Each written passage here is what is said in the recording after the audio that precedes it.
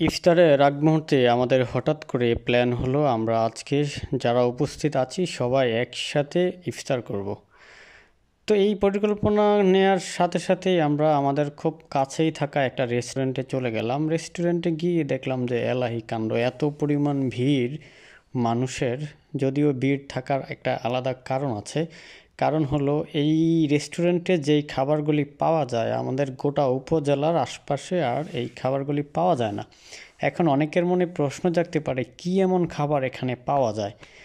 আপনারা হয়তোবা শুরুতেই আমার ভিডিও দেখে কিছুটা ধারণা পেয়েছেন। এখানে তিনজন সৌদি আরবের প্রবাসী মিলে তারা একটা আপনার আলফাহাম খেবসা রেস্টুরেন্ট চালু করেছে আরও কিছুদিন আগে।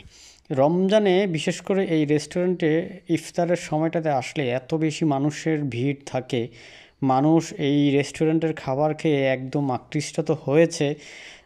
যারা আসলে একবার খেয়েছে তারা বারবার আসছে এবং অনেক দূর দূরান্ত থেকেও কিন্তু এখানে আসছে মানুষজন ইফতার করার জন্য। আজকে আমরাও গেলাম এখানে। বিশেষ করে আমার কাছে যেটা ভালো লাগে আলফাহাম এবং খেবসার সাথে মাছ বারবিকিউ, এটা আমার কাছে খুবই পছন্দ।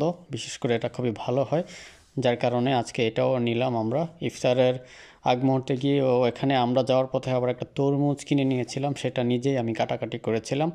তো আপনারা যারা এই রেস্টুরেন্টটিতে আসতে চান, এটা অবশ্যই খুব ভালো একটা আপনার জায়গায় রেস্টুরেন্টটি অবস্থিত।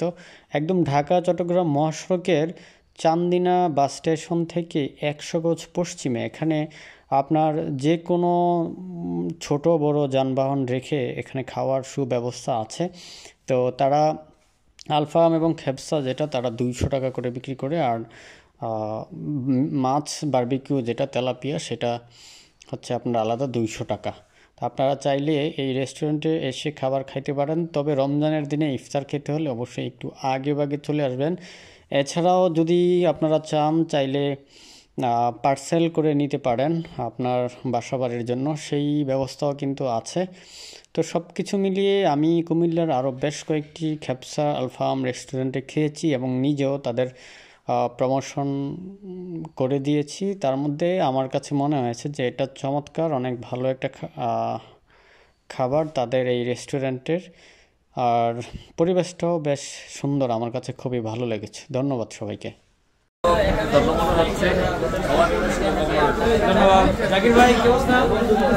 অপেক্ষায় আছি, তোর চলতেছে না কখন মাছের